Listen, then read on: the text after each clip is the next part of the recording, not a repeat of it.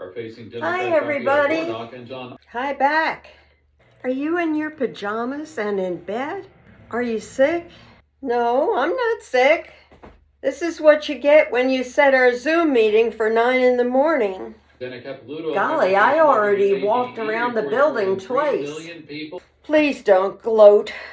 It's great seeing you all without masks. We can do that by Zoom. Wait a second. Alexa, stop. I was just listening to the news about the COVID increases statewide and locally. Geez, yes, hospitals are filling up. I've gone back to ordering my groceries online. Me too. Do you pick them up or have them delivered? I've done both, but this week I'm having them delivered. My big fear is somehow making somebody else sick. I know what you mean. I keep my distance and keep my mask on over my nose and mouth. I would feel really terrible if I somehow passed on this deadly disease to somebody else. Yeah, me too. I really miss seeing my church friends in person and getting hugs. Oh boy, I miss hugs too. I do too. Sometimes I give myself a hug. You do?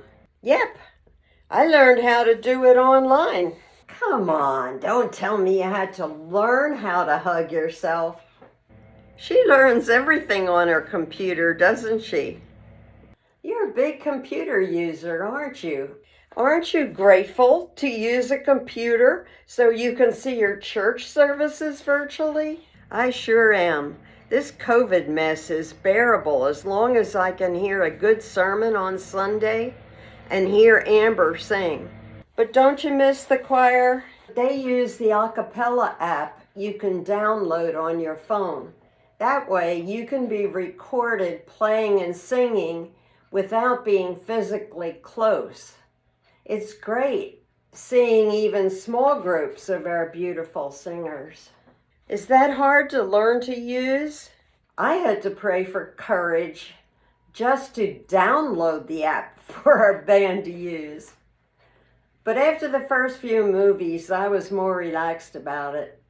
And a couple of my bandmates started helping when they realized my brain had gone to Miami for a mini vacation. I'm just so grateful for technology during these difficult times. I've read lots of neurological reports where it's been determined our brains improve when we're learning new and difficult things.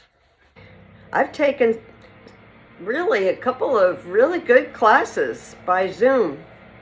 Me too. How could we meet safely just now if it weren't for Zoom? Well, we could meet outside safely if it weren't so cold. I think it's gone down to 39 or something tonight. So technology is a silver lining to be grateful for while we endure this COVID cloud. I'll tell you another silver lining. Don't you think people are more creative this year? More creative? You mean like the artists and musicians who have been creating events to be seen online? I think they have been. And I enjoy seeing their work online, but I was actually thinking of us. I've been making movies about trips I've made in the past. I normally go to 2 music events a week, but this year I went to 2 all year. So I've spent lots more time working on learning the ukulele and even writing songs. I've never ever done that. I have been continuing my cross stitch, and I've been doing something different that I didn't do before COVID. Interpretive dance. I play rock and roll or African or Irish music and dance in my living room. I imitate moves I've seen real dancers do or just let it evolve. Since nobody's watching, I'm getting really inventive. Oh, and I do ballet when classical music or meditation music is playing. I didn't know you could dance. Well, now you do. Since you can't see me do it, I'll tell you, I'm really good. Actually, I took an adult ballet class a bunch of years ago at the East Athens Community Center. They had a great wooden suspended dance floor.